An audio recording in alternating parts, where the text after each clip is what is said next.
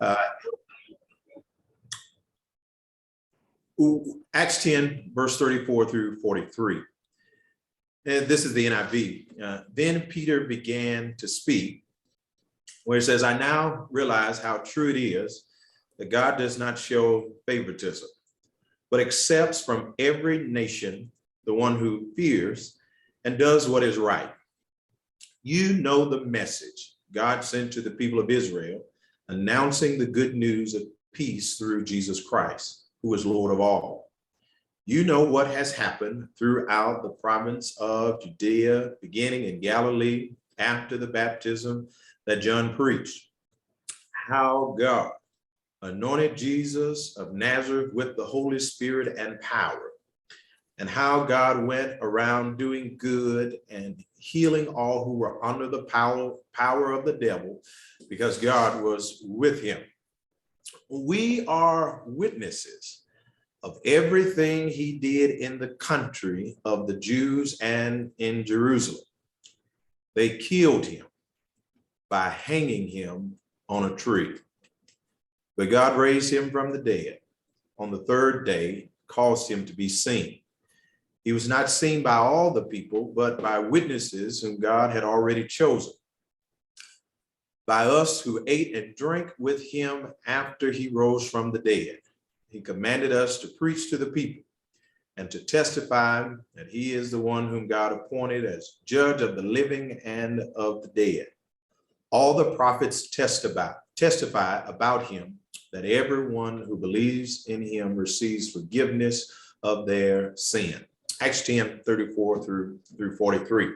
For those who got to the first chapter, this is Acts 10, 39. This is the place where James Cohn began.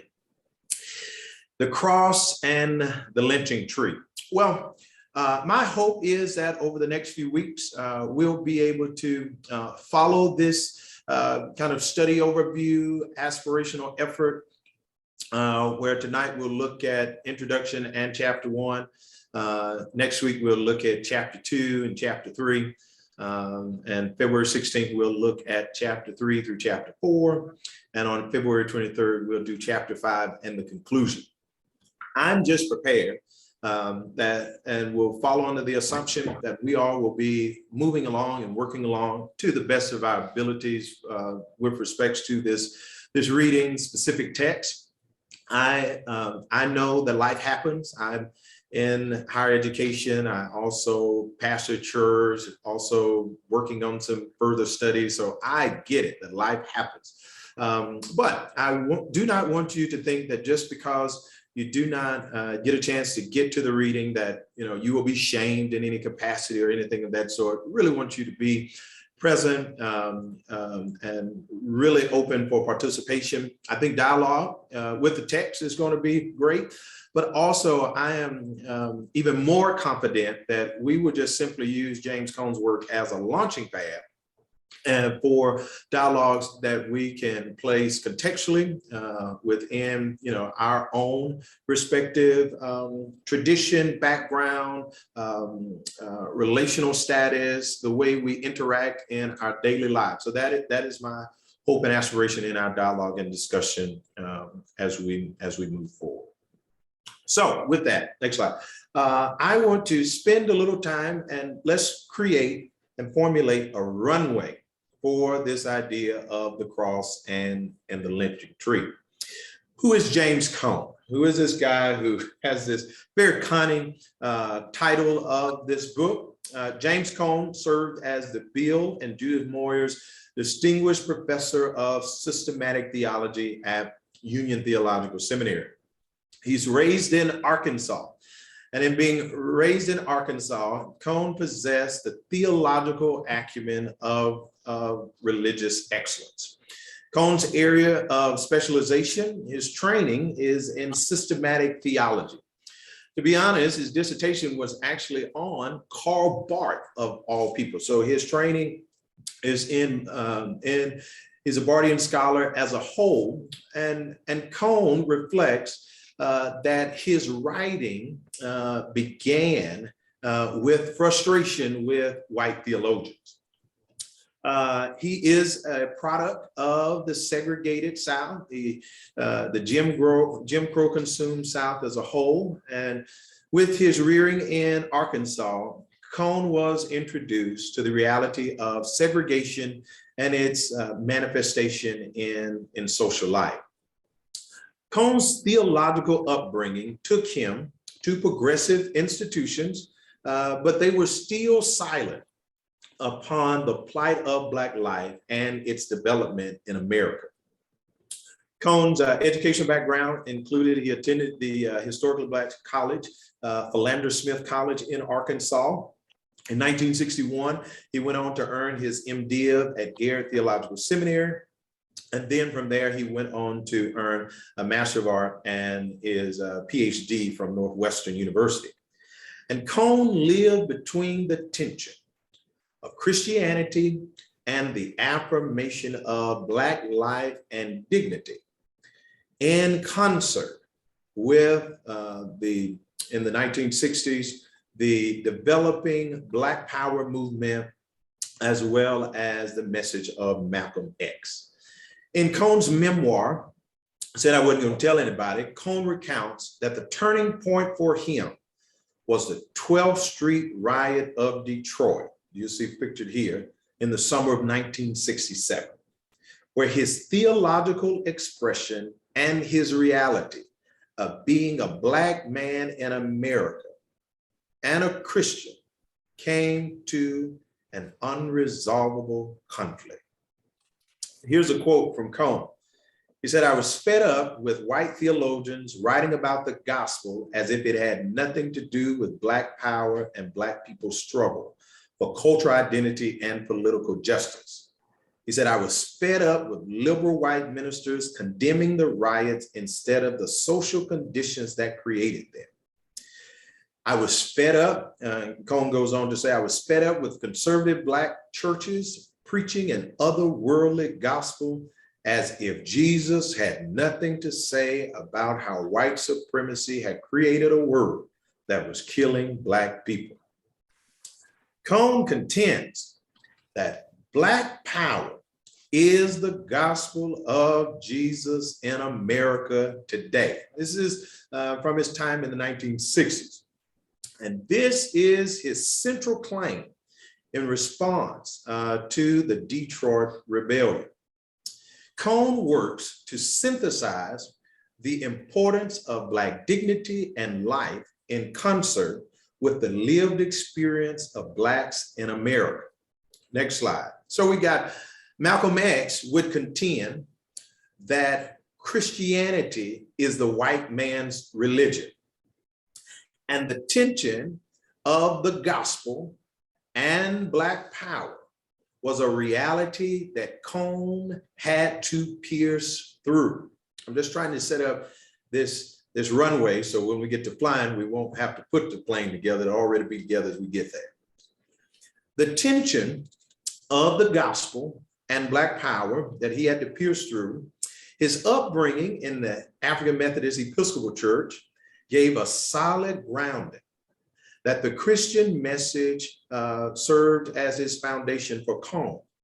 But the plight of Black life just kept a hold of him. Jesus, depicted in many images, would call for a blonde hair and blue-eyed Jesus with hair flowing as if it were Madonna's. But Cohn works to engage the Black identity of Malcolm X and the Black Power movement without disregarding the faith of Christian commitments of Martin Luther King Jr. Cohn speaks of this tension and he describes it this way. He says, Blackness spoke to the soul of Black being in the world. And he articulates that no one spoke better about Blackness than Malcolm X. In contrast, though, Martin Luther King Jr. was uncomfortable with Blackness. Cohn states that King saw Blackness as alienating Blacks from whites, thereby making it impossible for the two communities to work together to create and integrated society. Cohn works throughout his life and even earlier works of his as he is looking to accomplish a reckoning between the realities of empowering Black life to affirm its dignity in America and the liberation that comes through a liberated gospel proclaimed and pronounced in Jesus Christ. So the Detroit riots and the assassination of King and X shook Cohn to the core around what faith in Christ means in light of the oppression and experience of Blacks in America. So this notion of Black liberation theology, I'm still inching towards the book. Just give me a moment, please. The foundation of Black liberation theology. Black liberation theology came out of Black culture and religion, and it celebrated a new freedom to talk about God and Jesus in a jazzy, blues style with the sound of the spirituals. Christian theology is for the liberation of all humanity, according to Cohn, and it could never be neutral in the fight against oppression.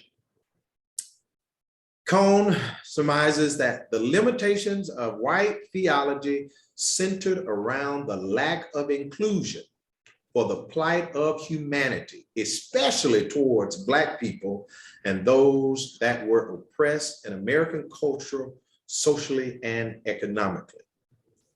So Black liberation theology envisions itself all the way back to former enslaved men and women who adopted the Christian faith of their slaveholders during the tumultuous experience of slavery in America. And yet the adoption of Christianity came with the necessary adaptations of the Christian faith in light of the oppression and subhuman experiences and treatment. So I do think it's important to note that former enslaved persons did not merely engage or even simply assume that the witness of God, God who liberates, definitely identification with the experience of the children of Israel in the book of Exodus. There's this duality that's being expressed. How is it that God can be so great and powerful and such a deliverer, and the horrific reality of slavery in America, and yet there is space for gospel to be preached concerning how God is concerned about the souls, and yet there is the enslavement of Black bodies in America. So this is, and so the adaptations are that the former enslaved persons were able to not just simply see the experience of God establishing a patriarchal order that they witness in their own lives and work, but also the liberating power of Jesus Christ, God, the liberator in the book of Exodus. There's a story by a theologian, mystic, scholar by the name of Howard Thurman. Howard Thurman, in his book, Jesus and the Disinherited, articulates that being the grandson of a former enslaved woman, his grandmother, he was the only person in his family. His grandmother was illiterate, and she would say, Howard, I want you to read for me the Bible. So he'd get the Bible and he began to turn. She says, don't go to Paul. I don't want to hear Paul. Read me Exodus. How God tells Moses to go tell Pharaoh to let my people go. And so there's this adaptation of seeing the work of God, not just simply in a patriarchal order that's established in the Roman culture and society as a whole, but also seeing God's work as a liberator and emancipator of those who are oppressed. So Cohn will build on this throughout his works as he's wrestling out this Black liberation theology of what God is a God of those who are oppressed. God is on the side of those who are oppressed. So James Cohn is from inception, his early years there at Union, all the way to our current text of the cross and the lynching tree, is trying to pierce through what does this look like in light of the Black experience in America. So the cross and the lynching tree. James Cohn talks about the cross and the lynching tree as the most difficult and challenging book that he had ever written. He says this book served as a culmination of his own life's work that engaged not only his mind, but also the spiritual dimension of his whole being. The cross and the lynching tree began as a work while Cohn was in Aspen, Colorado. Cohn asserts that in this work, his aim is to explore the meaning of Jesus's cross in America for Black and white Christians alike. And growing up in Arkansas, cemented in Cohn's mind the traumatic experience of Black life in America. This book began conceptually as the Ingersoll Lecture at Harvard Divinity in 2006. It was entitled Strange Fruit, the Cross and the Lynching Tree. That's how we've come together to our text. Next slide. So I want to kind of work alongside. I'm doing a lot of talking tonight, but I hope as we continue our study, you all will come alongside me and be conversation partners. I tell students at Samford, I really can talk and I can keep talking, but you're not here to hear me talk. We're here to dialogue and discuss this text, how it is connected, not just simply, I think in some cases as an introduction for people into the light of the reality of the experience in America for a specific segment of our country and communities as a whole.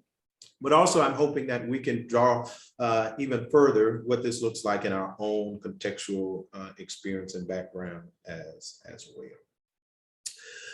So in the introduction, Cohn is really laying out as early as possible how personal this work is for him. Many scholars, many theologians, and even authors get an opportunity to escape their own lives sometimes and project and create a life. Ask in questions, especially for biblical scholars going into the New Testament or the Hebrew Bible, respectively, for authors who get a chance to do fiction work. They get to create their own world, be able to create their own characters, more than likely influenced from their experiences, but they get to create a narrative and construct one based on what it is that they are trying to convey. This work, though, The Cross and the Lynching Tree, for Cohn, it's evident in the introduction that he is literally turning blood into ink through his experiences.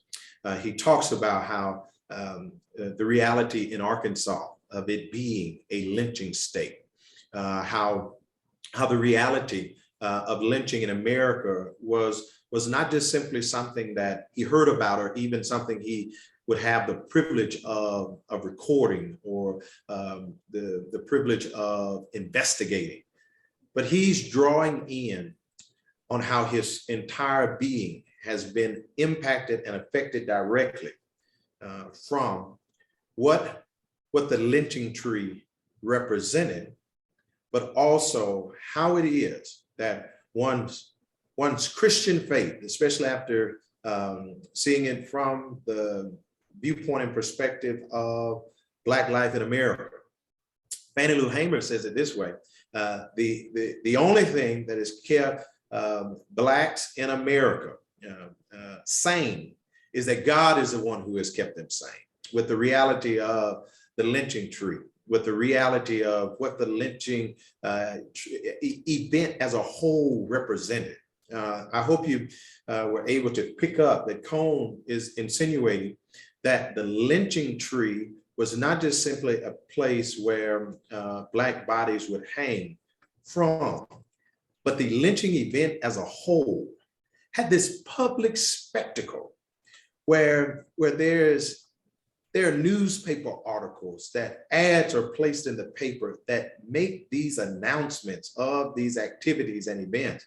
And people would literally stop their day. Christians who could have just been coming out of church, reading the Word of God, and actively participating in these type of acts. So not only does it display the depravity and the reality of how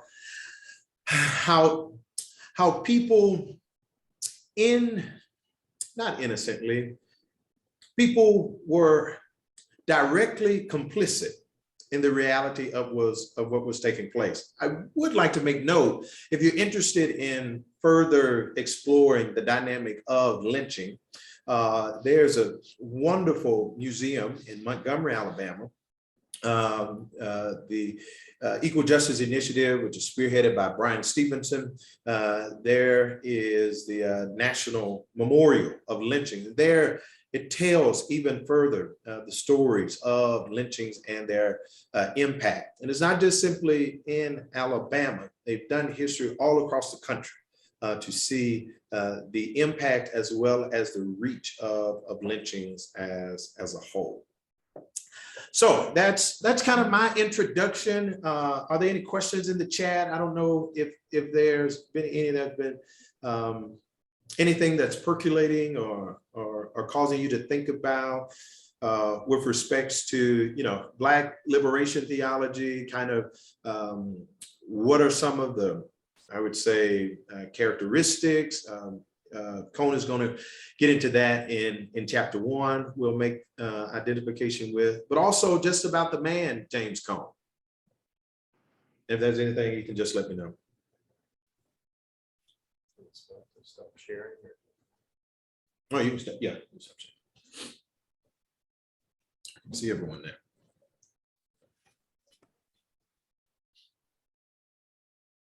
I'm really hoping that David Thomas has a lot of questions over the next few weeks. I'm looking forward to our time together. Cameron, this is Charles Vianney. I'm from Brookwood, and yes, you can blame Ethan. He invited me. Welcome, Charles. No, I guess I was just totally.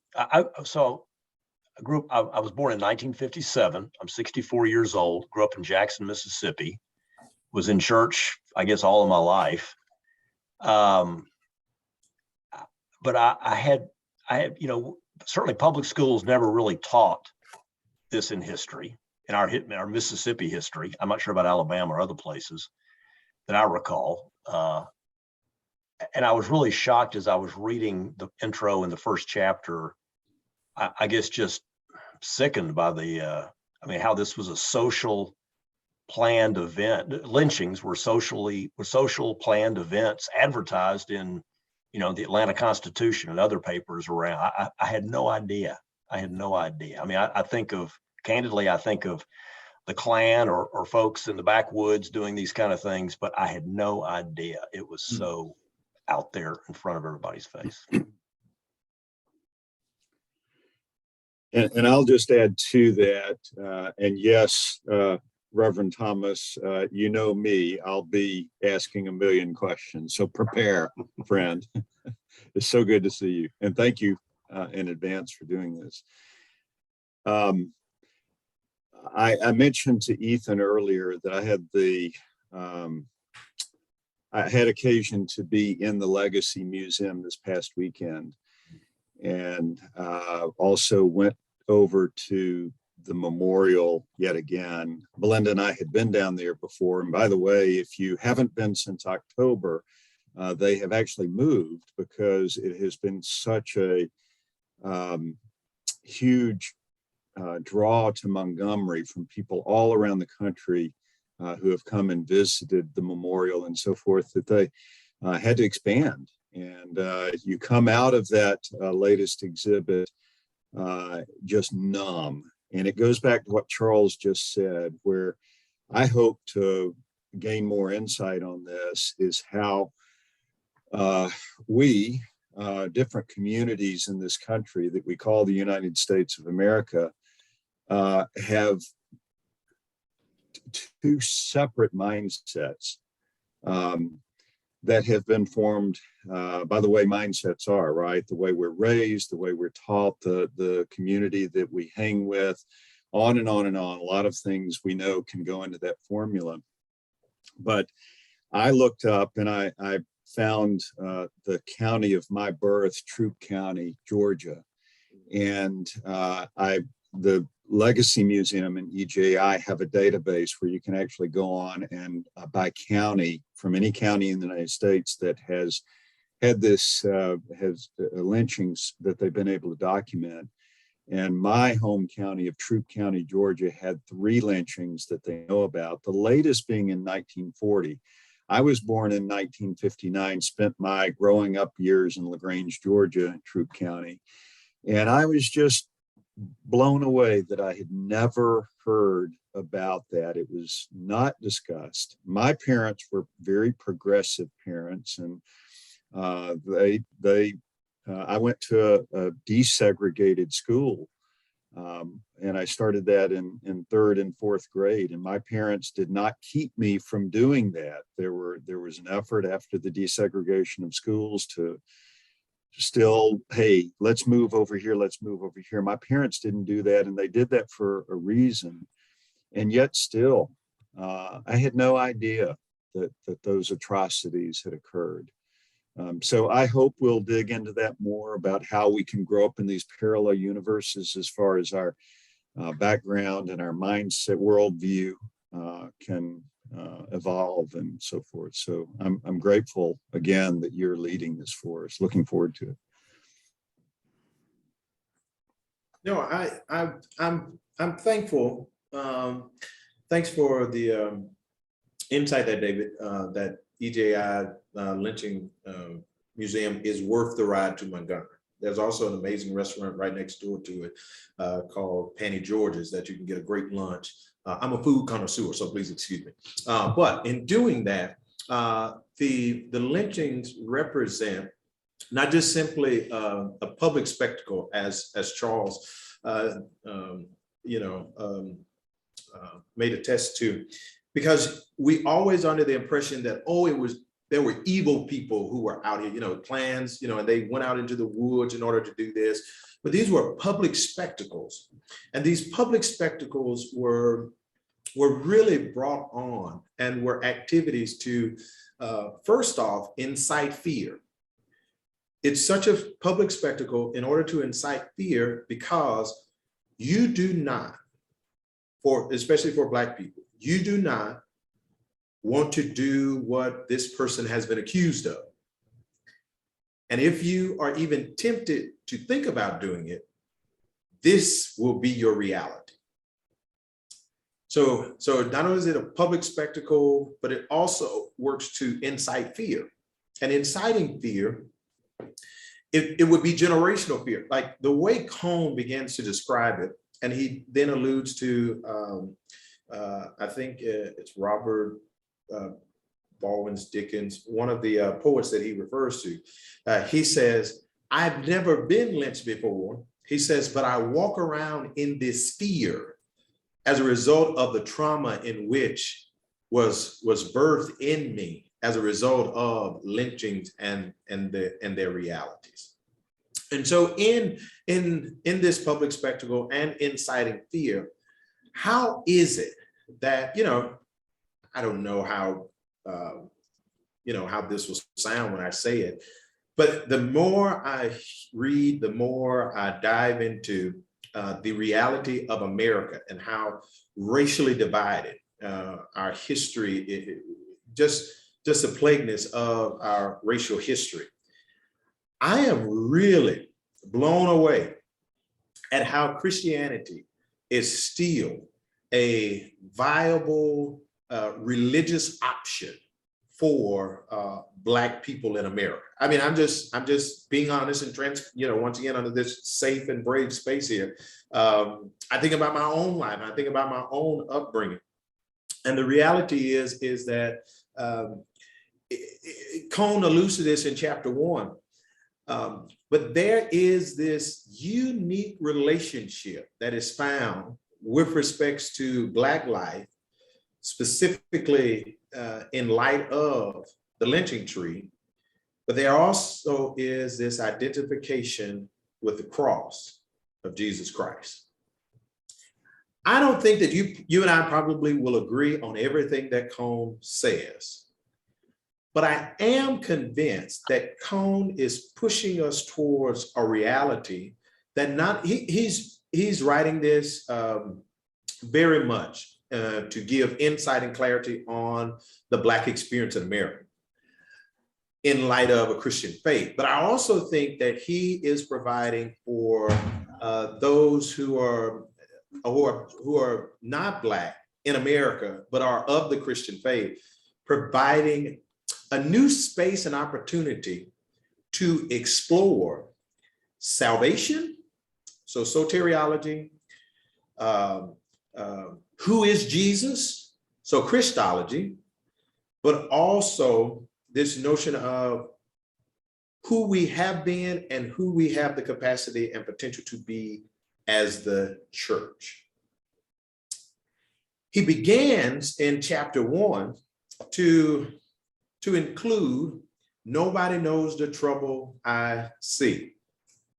And I love how he includes many of the spirituals because for Cohn spends, after his works in the 1960s and 70s, the 80s and 90s, Cohn finds and spends his time weaving together just how closely connected the blues and the gospel and Black life are intricately woven together. And so he's going to use very heavily, especially in chapter 1, the notion of how different people in communities respond to the trauma in which they have seen personally, or even the trauma that is placed inside of them as a result of social location, as well as family relations and family history. So Cohn is working to say the reality is that everyone is facing and dealing with this reality of suffering, specifically in the Black community. But in doing that, in this suffering, it is identifiable that in the Christian faith, as he alludes to in Acts 10:39, that there is something he finds mysteriously graceful concerning how he sees the strange fruit hanging from a tree and the witness of Jesus Christ. Henry Mitchell, a homiletician as well as a Black church historian, has in his book, Black Preaching, Recovery of a Sacred Art, he talks about how before we can get to the dynamic of Black preaching, it's important to see how Black persons have interpreted the scriptures all along. One of the key factors that Mitchell points out is that in the witness of scripture, there is an identification with suffering, an identification with Jesus Christ. One of the central tenets of Black preaching, historically, more so than probably in contemporary facet, is that every single sermon in some capacity has a place in space for the death of Jesus Christ. He died. I mean, you would hear that, me growing up in Goodwater, Alabama, on a weekly basis. Before Pastor Truss would conclude his sermon, Jesus died. I came to Samford, and people were talking about the gospel, and their gospel did not include the death of Jesus. And I was like, you are selling yourself short because of my upbringing. I'm like, evidently you're missing something in your gospel, because we always like to run to the resurrection, but we like to run right past the death and the crucifixion. And so much so, Cohn identifies that there is something identifiable with the death of Jesus, with suffering in America and in Black life. So much so that this message is throughout sermon after sermon, because there's an identification that is taking place where we see Jesus Christ not just simply in light of his resurrection, but also in light of his death on the cross. We would sing songs, and once again, I love Cohn included. Were you there when they crucified my Lord? Sometimes it causes me to tremble. Tremble, tremble. Were you there when they crucified my Lord? It even impacts me now. When we sing song, on a hill far away stood an old rugged cross, the emblem of suffering and shame. Oh, I love that old cross. But someday I will exchange my cross and I'll get a crown. And so in Cohn's work, Cohn is saying the crucifixion causes for us to be able to identify with Jesus Christ. Now, I would love to know, do you have any pushback, increase around this, what may be in non-reality in looking at the crucifixion, or in light of, I was talking about earlier about the gospel, that's it's something, it's a word that people, casually throw around, but what is it that looks like for us, taking Cohn's impression of the identification of Black life in America and that of Jesus? Was that something that was new to us? Was that a point of contention in reading this text? I'd love to hear a reflection on that.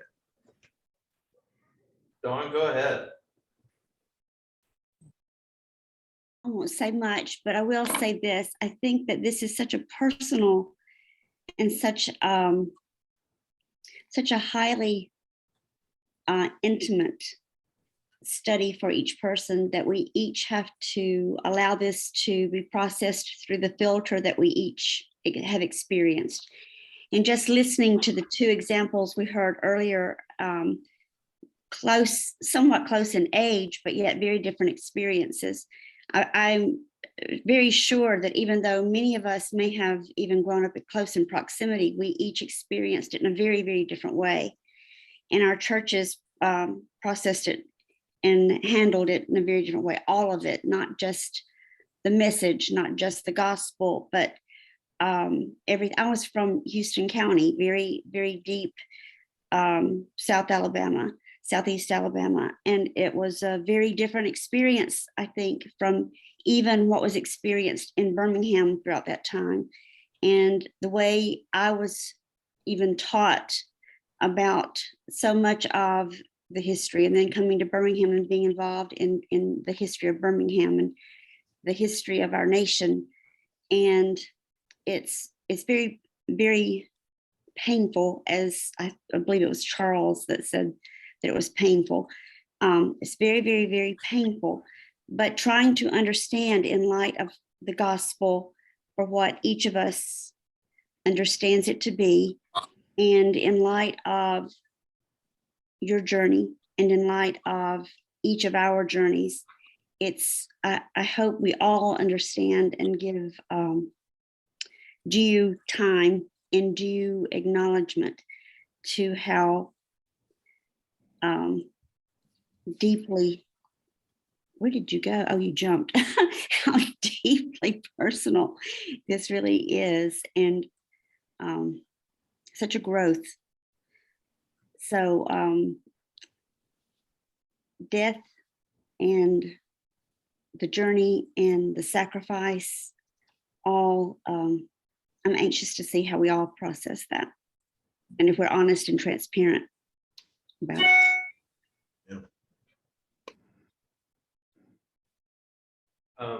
And if you can totally respond, Cameron, I do see we do have a raised hand with Cheryl.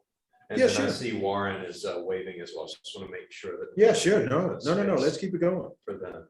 Cheryl, Thank you, I Don. can only see your forehead, but I'm trusting that you are raising your hand. I know, I just don't like to reveal too much too quick, you know what I mean? Absolutely. Absolutely. But anyway, I've just about flown off my seat here wanting to tell you that not only was your sermon on Sunday incredible, and I was completely moved by it, so much so that I just couldn't even hang around to say thank you. But I love your mentioning of blues and jazz and the gospel church.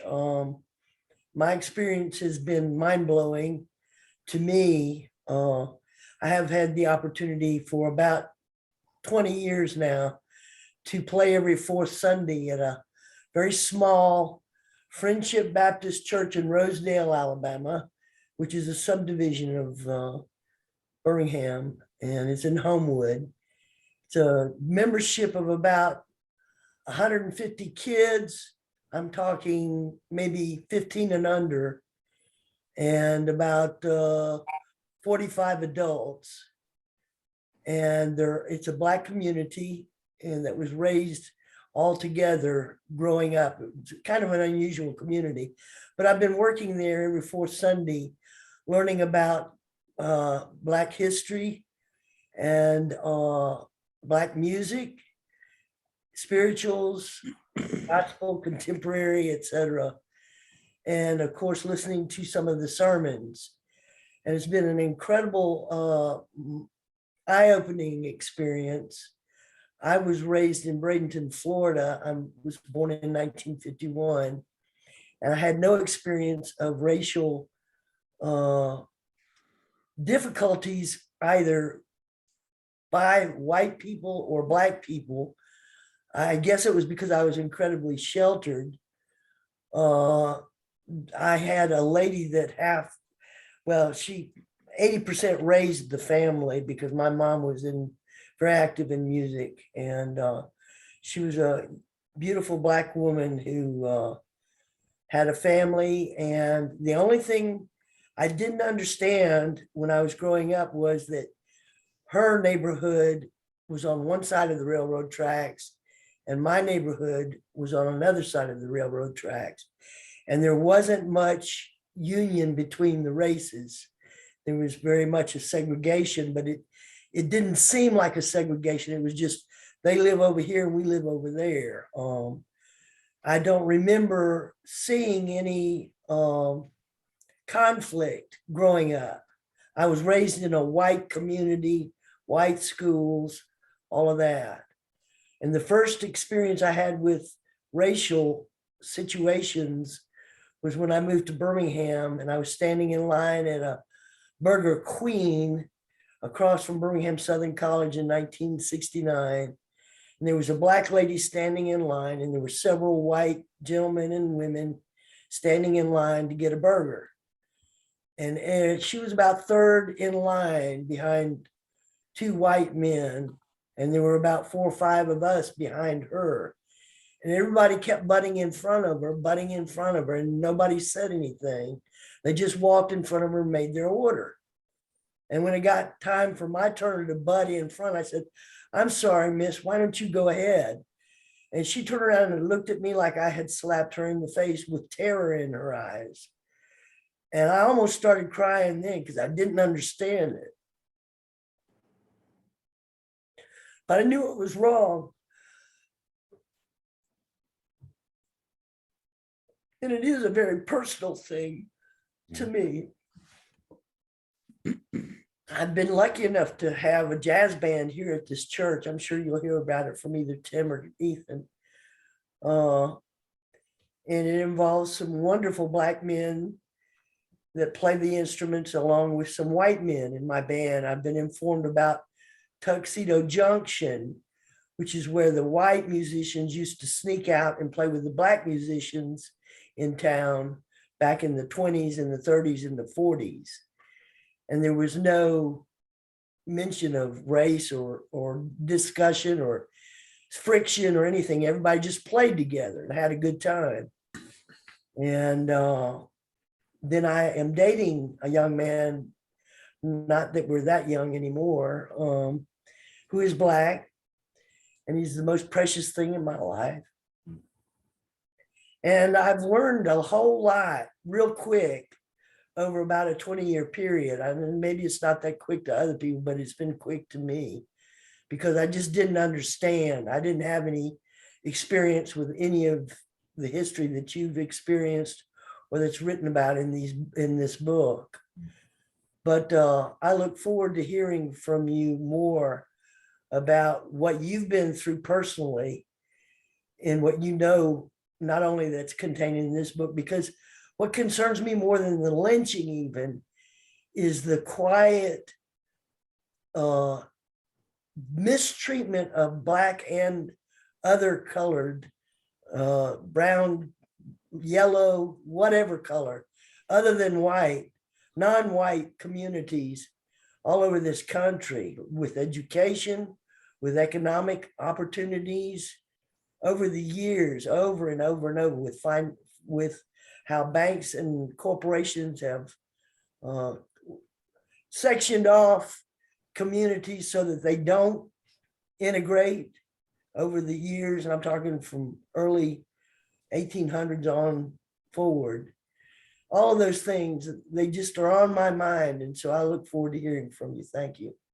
Thank you, Cheryl. I think Warren had something. Ethan. Yeah, I just had a small comment, being an old person myself and Phil and maybe Sexton now, I'm not sure about him being old yet, but just the one small thing, divisions, even small divisions continue. When I was a little boy at Southside Baptist Church, we used to sing a little song, Jesus loves the little children, all the children of the world, red and yellow, black and white, they are precious in his sight. Jesus loves the little children of the world. I graduated from Birmingham Southern in 1961 and went off to the Navy and so forth. I've never heard that song again. And it's always bothered me. And I've been thinking about asking Kenny to have us sing that sometime in the sanctuary on Sunday, because my learning experience being old, and I'm a slow learner, so it takes a long time, but anyway, the divisions, however slight, seem to continue. So pardon me, I said too much. No, Warren, I appreciate that, as well as Cheryl, as well as Don. Thank you so much for sharing. I think it's so mind-blowing, and we're coming to the conclusion of our time for tonight. So I hope we haven't ran anyone off that you don't want to come back next week. But in thinking about that, I found this quote on page 23. It's in the first paragraph, first indented paragraph. It says, penniless, landless, jobless, and with no political and social power in the society, what could Black people do except to fight with cultural and religious power and pray that God would support them in their struggle for freedom? Black people stretched their hands to God because they had nowhere else to turn. Because of their experience of arbitrary violence, the cross was and is a redeeming and comforting image for many Black Christians. If the God of Jesus's cross is found among the least, the crucified people of the world, then God is also found among those lynched in American history. This, for me, provides, I think, the necessary lens in thinking about the cross and the lynching tree. James Cohn it's very evident. He is a Black man that was raised in the 20th century in America in light of Black power, Malcolm X, Martin Luther King Jr. with the Civil Rights Movement. We see his influences. We see those things that have dynamic impact over him. But even as we see his witness of Black life in America and Black people having faith in Christ and in a suffering Christ, I don't know where you are or where it is that you have this space that only God has been able to meet you right where you are in your own personal moment of suffering. I pray that this text serves as a reminder that we do not serve a God who is fragile, but a faithful God. That even in the midst of a world, in the midst of a country that has been divided, been divisive, consumed in aspirations of power and domineering, that we have a God who incarnate, took on the human experience, and did not just simply come to domineer over it, but he subjected himself to it. In that Christ put on flesh, God moved in the neighborhood. And in God moving in the neighborhood, he's acquainted with our grief and he's carried our sorrows. Next week, I'm trying not to get too preachery, but that's a good place for me right there. We're supposed to look at chapters 2 as well as chapter 3. I pray that you, this second chapter is going to be a little heady because Cohn is really going to take liberty to, have a reflection on Niebuhr, which he goes to town on him. So pray, that you too can be gracious to Cohn as he, takes Niebuhr to town, but also looking at chapter 3, bearing the cross and staring down the lynching tree. MLK Jr.'s struggle to redeem the soul of America. If you don't mind, I'd like to pray to conclude our time together, and I'll give it back over to Ethan if that's okay. That's great. Okay. That's great. Yeah. After you pray, I'll have just a few parting things. Okay, perfect. Let's pray together. God of grace, God of glory, grant us grateful hearts for this time together. We are so grateful that even when nobody knows the trouble we see, God, you know.